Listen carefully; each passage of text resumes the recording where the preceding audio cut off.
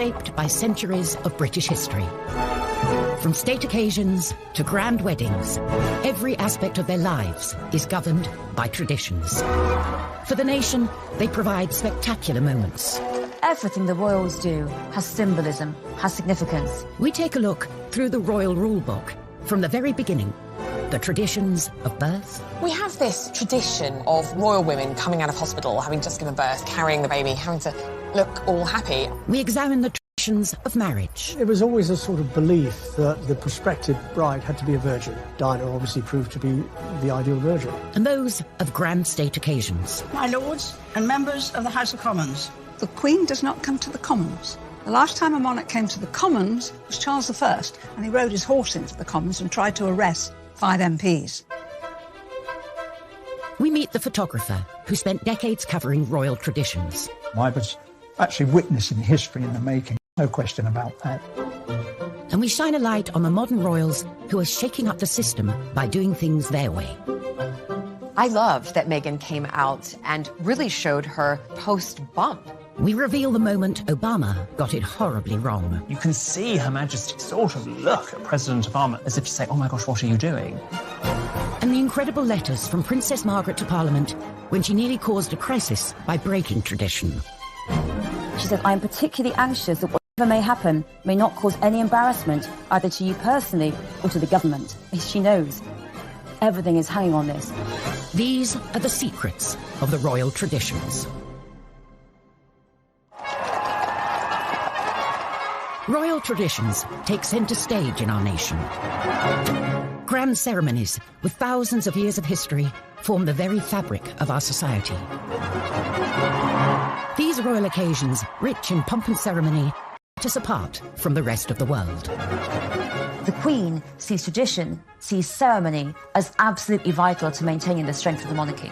That, to me, is what makes the royal family, is the kind of protocols and traditions that they've had for centuries. When it comes to traditions, royal marriage is steeped in them. But as a result, monarchs can't always marry who they want. Prince Charles met Camilla when he was young and single.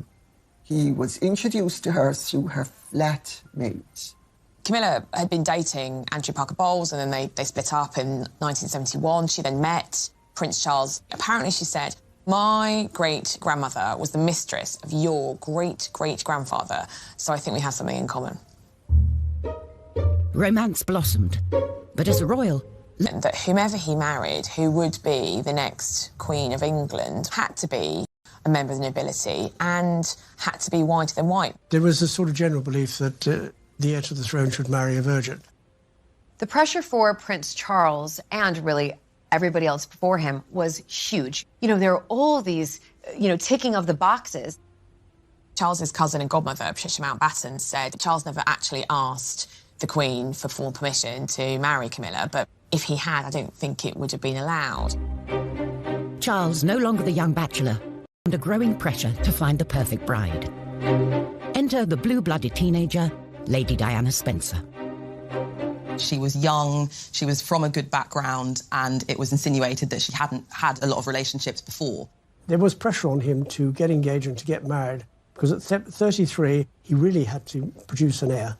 He'd only met Diana 12 times before they got engaged, so was it really about love, or was he looking to fulfil his role as prince? Prince Philip did write a couple of notes saying, you've got to make up your mind, yes or no. You can't keep this girl hanging around. At 3 o'clock, Prince Charles and Lady Diana appeared for the first time in public. With the words of his father ringing in his ears, Charles bowed to tradition and quickly moved to close the deal. And I'm amazed that she's been brave enough to take me on. And I suppose in love. Of course. Whatever in love means.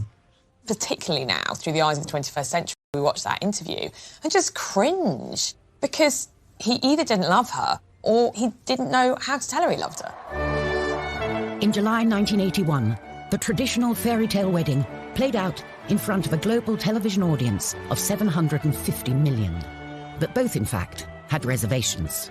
A couple of days previously, Diana had had supper with her sisters, And she said, I don't think I can do it. I don't think I can go through with it. And one of them said, bad luck, Dutch, the nickname for Diana, bad luck, Dutch, your face is on the tea towel now, you've got to do it.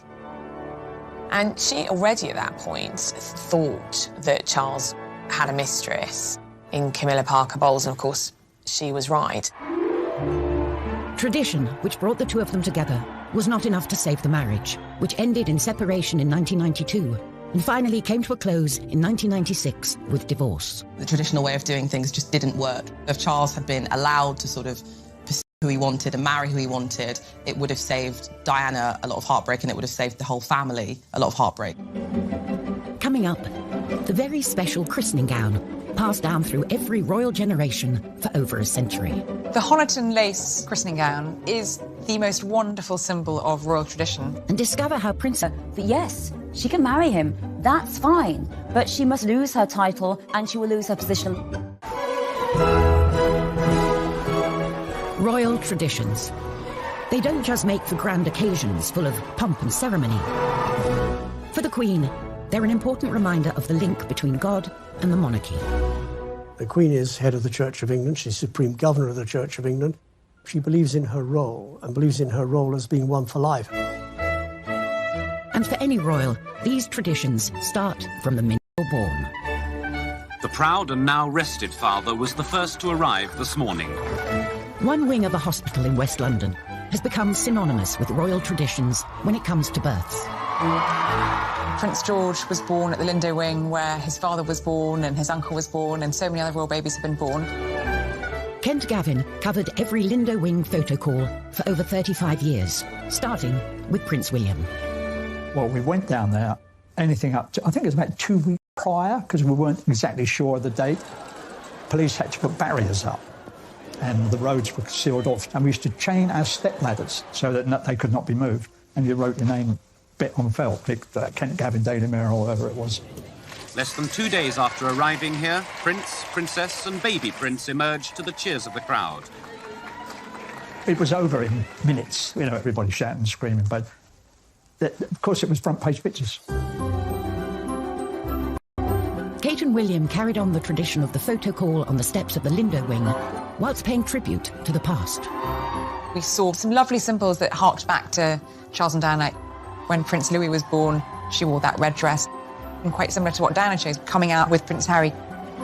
So there are nods to what has gone before, tradition-wise. The Duchess looked somewhat tired, but very happy in a beautiful red dress and high heels.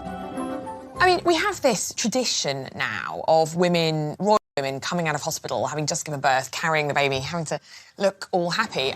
Because, of course, previous to this, women had home births. The Queen had all of her 4 children at home, so you wouldn't actually have seen a royal woman, a royal mother, for some time in public.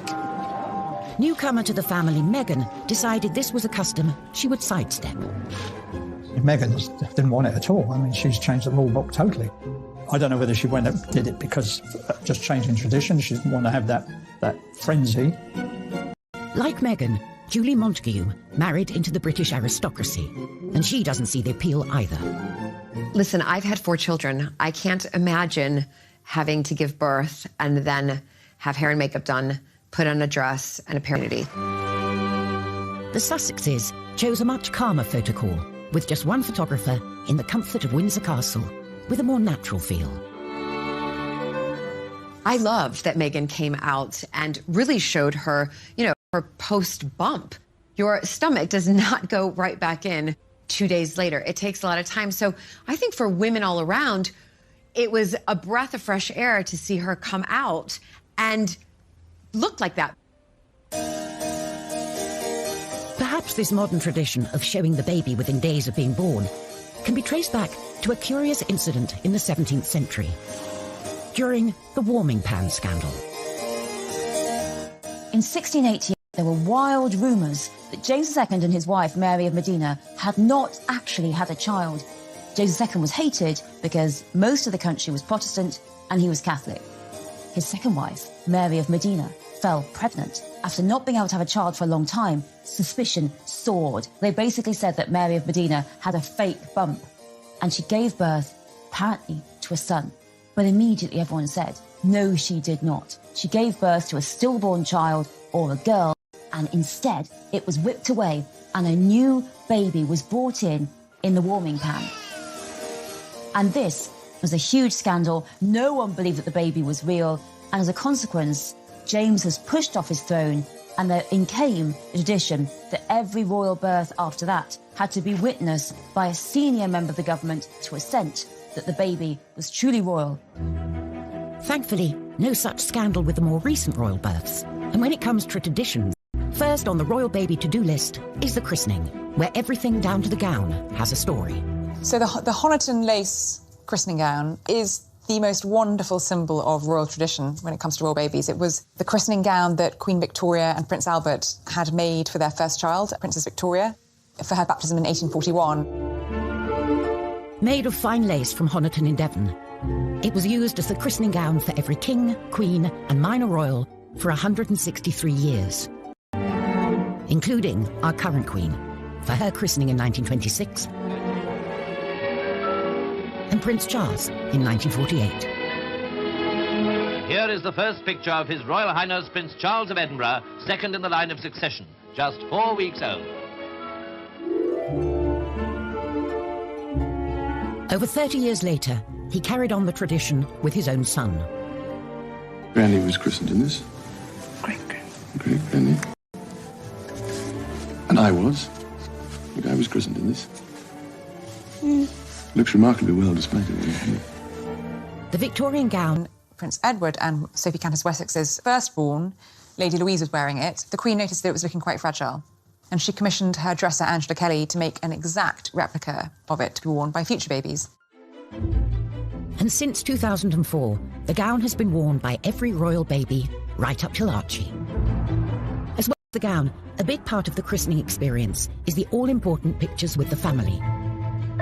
Kent Gavin was handpicked by the palace as the only photographer for Prince William's big day in 1982. On arrival at the palace, I was given a list of the running order to which I could expect the photo call to take place. And the first one was Diana and Charles, and the only thing was that William was crying his eyes out.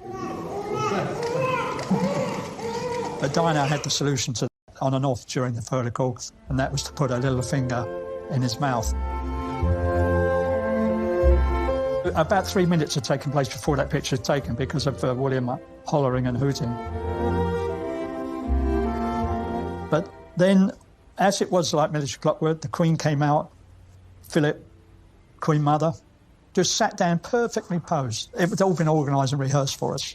But it was William who was stealing the show, obviously, because of his crying. And normally, we would have been present for those sort of pictures. This particular picture was the one that most of us ran on the front page. Many years later, William requested a copy of that picture, to which I sent him, and he sent me a very nice letter in reply. That was the last picture on the actual running order. And I walked across to the Queen. I said, "Excuse me, ma'am, but there is one very important picture missing, and that is the Queen Mother, the oldest and the youngest." And she went, goodness me, how we missed that. And she called out, "Mother, Mother," and she sat down there. Diana handed William over, and that magic, yes, wonderful picture. And of course the Queen was very grateful as well. She has a whole set of all of these pictures. Royal babies aren't just born into the Windsor family, but into an institution with hundreds of years of strict traditions. In the 1950s, a princess hell-bent on breaking with tradition rocked the establishment when she fell in love with the wrong man. When Princess Margaret was a young woman, she fell hopelessly in love with a member of the household, the equerry to her father, Group Captain Peter Townsend. He'd been a war hero, he was handsome, he was charming, but he was divorced. In 1953, Townsend proposed to the 22-year-old Margaret. But by law, as a member of the royal family under 25, Margaret needed the Queen was forced to make very difficult decisions with her own sister. As head of the church, the Queen felt she couldn't sanction the marriage. She asked Margaret to wait for 2 years, as at 25, the matter would then be up to Parliament. They knew that there was every likelihood that if they bought time, they might be able to sabotage Margaret's relationship with Townsend. But years later, the tradition-breaking couple are still together. and the relationship becomes a constitutional issue. Kate Williams is at the National Archives with files relating to the case, which remain top secret for 50 years. Princess Margaret's 25th birthday really begins this panic and this crisis in government. This letter is amazing. It's written by Margaret on August the 15th from Balmoral, about a week before she turns 25. She's writing to the Prime Minister and she says, I'm going to tell you of any personal plans for the next few months. She says, I am particularly anxious that whatever may happen may not cause any embarrassment either to you personally or to the government. She knows everything is hanging on this. My birthday on August the 21st, it will encourage every sort of speculation about the possibility of my marrying Group Captain Peter Townsend. She says, I'm not going to see him over my birthday, but in October, I shall go to London. It is only by seeing him in this way that I feel I can properly decide whether I can marry him or not. The Queen knows I'm writing to you, but no one else does. This is a secret letter from Princess Margaret to the Prime Minister saying, this is what's going to happen. With the threat of this possible marriage very real, the government sprung into action. This letter is from the Cabinet Secretary, Norman Brooke, and it's written the day after her birthday, and it is advising the Prime Minister on what to do next. And he's saying, I am quite clear that this is not a matter for the Prime Minister alone, and crucially, it's not just the British government, it has to be the other Commonwealth governments. They all have to be consulted, and they all have to agree. With the seemingly impossible task of gaining Commonwealth consensus, the government set harsh conditions for Margaret. They say to her that yes, she can marry him, that's fine, but she must lose her title and she will lose her position on the civil list. So with absolutely no money or no status whatsoever, she really will be completely excluded. For Margaret, just 25, the cost of what she would lose by breaking with tradition was just too much. I would like it to be known that I have decided not to marry Group Captain Peter Townsend. For a princess, love is not straightforward in the 1950s. It becomes about politics, about religion, and about society itself. These days, divorce is no longer a reason for royals not to marry. For however, are still full of traditions. And the Victorians are responsible for a fair few. Queen Victoria chose to wear a white wedding dress, a tradition that has passed down through the generations.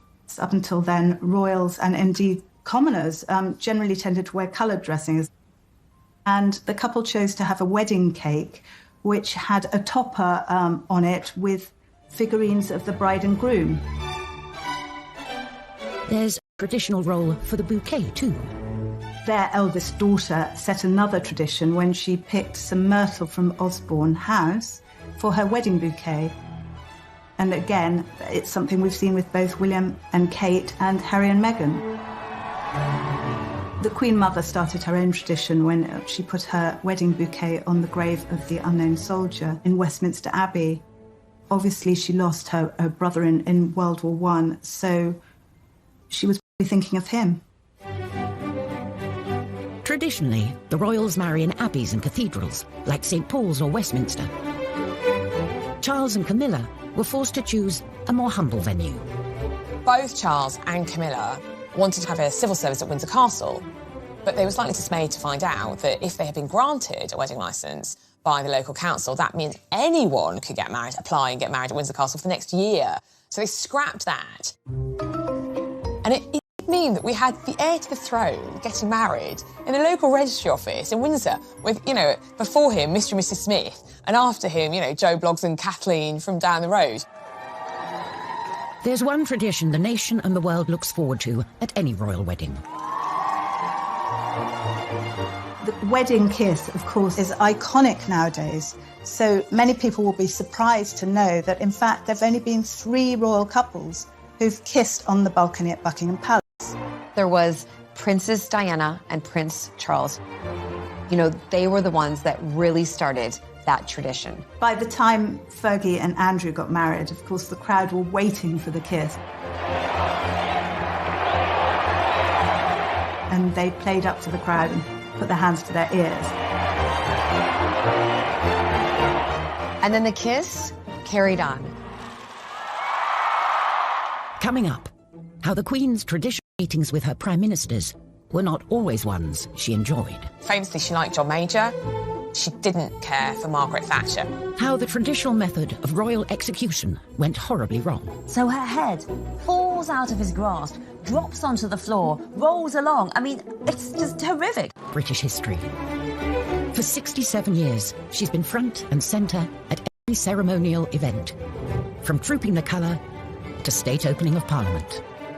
If the Queen were a stick of rock and you cut it through, you would read duty written on her insides. As head of state, it's the Queen who has to give final sign-off before any act of Parliament can become law. And every year since 1952, she's travelled to Westminster to read out the legislation of her government, missing the event just twice, when she was pregnant with Prince Andrew and then Edward. State opening of Parliament, it's absolutely full of tradition, but each of the traditions means something. So, for example, the Queen does not come to the Commons. The Queen is not allowed in the Commons. She's only allowed in the House of Lords. The Commons is for the Commons. It's for the elected parliamentarians, and the Lords is for the appointed parliamentarians. My Lord, pray be seated. Black Rod, the messenger, walks down to the Commons. And the doors are shut in his face. He bangs 3 times on the doors. The Commons are summoned. MPs file into the Lords to hear the Queen give a speech outlining the agenda for the coming Parliament.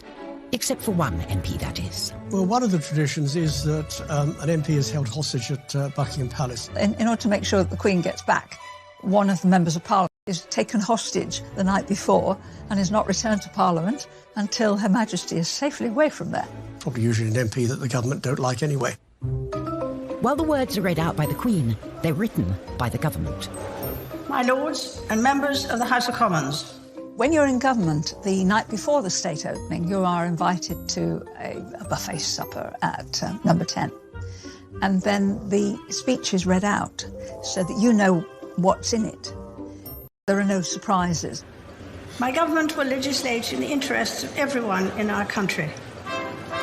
Like all traditions, the ceremonies acted out in Parliament are a reminder of an uneasy past between the monarchy and government. You go back to the 1640s during the time of the Civil War and Charles I's interference with Parliament. He interfered all the time, and Parliament didn't like being interfered with, which is why they chopped his head off. Historically, axe was the traditional method to get rid of a king or queen. And 60 years before Charles I, his grandmother, Mary Queen of Scots, had one of the most grisly executions of all. You'd think, as a royal, that if you had to be executed, it would be done in a very official and perfect way, but not for Mary Queen of Scots. So clumsy. First go, he just bashes the back of her head, and she's heard to groan. The second go, the head's still attached. Finally, at the third go, he gets the head off. He holds up the head to shout, "God save the Queen," by the hair. But Mary is wearing a wig, so her head falls out of his grasp, drops onto the floor, rolls along. I mean, it's just horrific. The spectators in this public execution are shocked and horrified. What a dreadful, horrible public execution for this woman who had been known as one of the most beautiful queens in the world. Thankfully, the monarchy is on a more stable footing these days. And as head of state, the Queen carries out her duty by regularly checking in with her Prime Minister. The Queen traditionally meets with the Prime Minister weekly for an audience, tends to be on a Wednesday. They meet for between half an hour and an hour. The idea is that the monarch is briefed on what's happened in Cabinet from the Prime Minister's viewpoint. The Queen's had a business relationship with her Prime Ministers, but there's some that she's liked more than others. She was very fond of Harold Wilson. She was very fond of Jim Callaghan. Famously, she liked John Major. She quite liked David Cameron. She didn't care for Margaret Thatcher. Margaret was hugely deferential. She adored the monarchy and would be almost kind of crawling, which irritates a strong personality, doesn't it? And Margaret Thatcher may also have rubbed the Queen the wrong way when, in 1982, she took the salute from the armed forces, a role usually reserved for the Queen. Margaret wouldn't have done anything deliberately to insult the Queen. Oh, no. Margaret was very traditional and would have deferred immediately. So there's obviously been a breakdown of communication somewhere that actually that's the Queen's job. On the other hand, she did rather do this a little bit in her later years. While the rest of Parliament is on their summer break, the Queen hosts the Prime Minister in a supposedly relaxing gateway in the Scottish Highlands. Every year, again, another tradition, every Prime Minister is invited to a long weekend at Balmoral where the Queen spends... The sitting Prime Minister of the day will very often go up for a long weekend with their husband or wife and spend time with the Queen out there. Tony Blair and Cherie hated it. Cherie talks of being really embarrassed about the servants at Balmoral unpacking all of your bags and you're putting all your clothes away. And I think she famously said that she didn't want to pack contraception because she was so worried about them seeing it in her bags. And I think that's where their youngest son, Leo, was conceived. You know, there's a wonderful story about Tony Blair, the first time he was really talking to Prince Charles as he was Prime Minister. And they were saying, oh, what do you want us to call you? And Charles just looked down his nose at him and said, you call me Sir. From garden parties to public engagements, between them, the royals meet thousands of subjects every year. Protocol helps ease the encounters and avoid awkward moments for either side. Etiquette and protocol is important for the royal family because it tells people what to do. With the Queen, you would say Your Majesty, followed by Ma'am, and yes, it's Ma'am as in ham, not Ma'am as in farm. And with any other member of the royal family, it would be Your Royal Highness, followed by Sir or Ma'am. If you're a British subject lucky enough to meet the Queen, you're expected to bow if you're a man and curtsy if you're a woman. Now, for men, it is not a bow from the waist at the end, like you would do at the end of a stage show. Or now, for ladies, you would do a curtsy. You keep your hands by the side, as straight back, one foot behind the other, and just a gentle bob at the knees. You don't need to do a terribly deep, grand court curtsy, like Theresa May or Margaret Thatcher did. Totally fine 80 to 100 years ago, but today, just a small curtsy will do. We need to show the monarchy some respect. So when Her Majesty has finished interacting with us, if we are the ones leaving the conversation, we don't show our back. We don't just go, yeah, bye, and walk off like so. Instead, you take a few steps backwards before turning and walking away, trying not to show your back. Sometimes, even world leaders get protocol wrong, as President Obama demonstrated when he spoke over the national anthem during an embarrassing moment in 2011. Your Majesty, the Queen. So President Obama has asked everyone to stand up. So far, so good. He says the words, Her Majesty the Queen. That's all he needs to say. Remember, it's a toast, not a speech.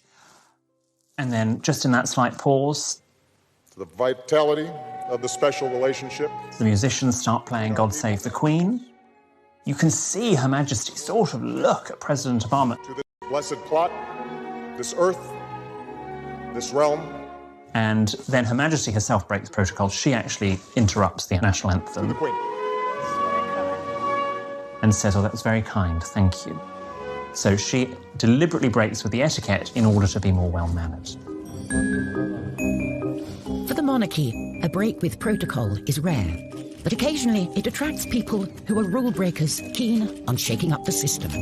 Princess Diana was kind of the ultimate royal rule breaker, really, because she dragged the royal family kicking and screaming into the 20th century.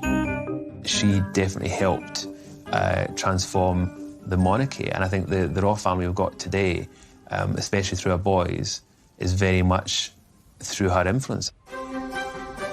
The Broderick ward of the Middlesex Hospital is the only specially designed AIDS ward in Britain. It was how she engaged in her charity work, which was perhaps the biggest departure. She was really the first royal we saw in public hugging children, putting children on her lap. When we did the HIV/AIDS campaign, we were tackling serious misunderstanding and prejudice. We had a disease that was rampant and that was killing people in a horrible way and for which there was no cure. She came, she sat on the bed of somebody who was dying of AIDS, she held their hand, and it made a difference. It really did. But this break with tradition came at a cost. By opening up more to the press and the public, she grew more vulnerable to the darker side of... A couple of weeks ago, and I got into a taxi, and two paparazzi pulled up at the lights. One got off the back of the bike, undid the cab door, and she fell into the well of the cab. And he said, this person, raise your head, I've got a mortgage to pay. She was in tears when she related that story to me. I just felt for her. Behind the scenes, the monarchy wasn't happy with the change Diana was bringing. She was viewed by many within the institution as someone who was shaking things up too much. We wanted something a bit more safe, a bit more homespun. And she said, no, these are the things that need attention. These are the things that need to be talked about. It wasn't just how the royal family operated that Diana changed. She also changed the traditional way in which royals dress. Designer Jacques Azuguri played a vital role in moving Diana away from traditional royal dress and transforming her into one of the biggest fashion icons on the planet. I was always excited to see her step out in my dresses. There was just something about her wearing my dresses, you know, the Princess of Wales. And also the process leading up to her wearing that dress was always so friendly, so comfortable and exciting. This is one of the first times that she kind of went a little bit modern.